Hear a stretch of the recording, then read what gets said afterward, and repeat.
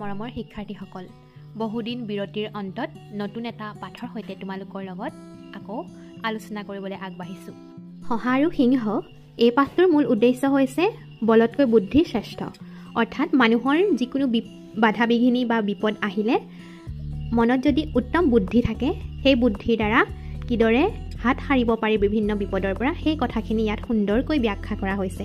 শহা আৰু সিংহ পাঠটোত এখন অৰণ্যত মন্দমতি নামেৰে এটা সিংহ আছিল। সি প্ৰতিদিনে অৰণ্যৰ জীৱ জন্তুবোৰ বিনা কাৰণত বধ কৰিছিল। এইবোৰৰ ভিতৰত সি দুই এটাহে খাইছিল, অৰ্থাৎ খাদ্য হিচাপে গ্ৰহণ কৰিছিল। বাকীসমূহক সি বিনা কাৰণতে মাৰি পেলাইছিল। সেয়েহে বনৰ বাকী জীৱ জন্তুবোৰে এদিন মেল পাতিলে, অৰ্থাৎ মিটিং পাতিলে। সেই মিটিঙত সিহঁতি সিংহটোৰ হাতৰ পৰা কেনেকৈনো ৰক্ষা পাব পাৰি সেই বিষয়ে আলোচনা কৰিলে।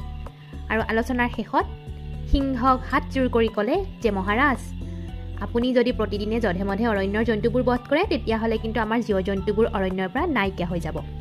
তেতিয়া আপুনি কাক লৈ ৰাজত্ব কৰিব? সেয়েহে আমি প্ৰতিদিনে একোটাকৈ জন্তু আপোনাৰ ক্ষুধা নিবাৰণ অৰ্থাৎ ভোক নিবাৰণৰ কাৰণে পাল পাতি পঠিয়াই থাকিম। এনে কৰিলে আপুনি চিকাৰ কৰিবলৈও যাব নালাগে, কষ্টও কৰিব নালাগে আৰু আৰামত খাই থাকিব পাৰিব।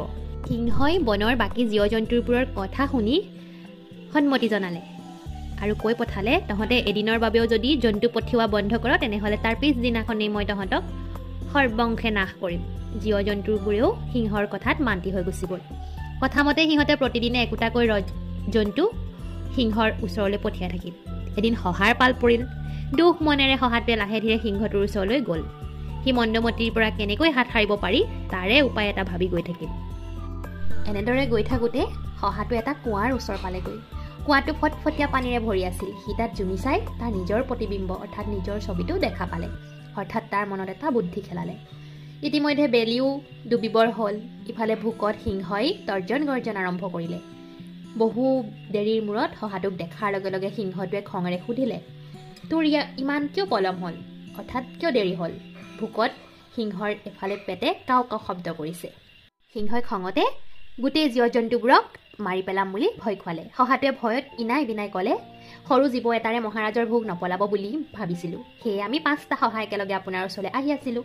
বাটতে আন এটা সিংহই আমাক বাট ভেটি ধৰি সুধিলে, তহঁত কলৈ যাওঁ? তেতিয়া আমি ভয়ে ভয়ে কৈছিলোঁ, মহাৰাজৰ ভোজনাৰ্থে আমাৰ পাল পৰিছে, গতিকে আমি তেওঁৰ ওচৰলৈ গৈ আছোঁ। তেতিয়া সেই সিংহটোৱে তৰ্জন গৰ্জন কৰি কৈছিল, এই বনৰ ময়েই ৰজা, তহঁতৰ অন্য ৰজা আকৌ ক'ৰ পৰা ওলাল? এতিয়াই তাক মোৰ ওচৰলৈ মাতি আন, মই তাৰ লগত যুঁজি চাম।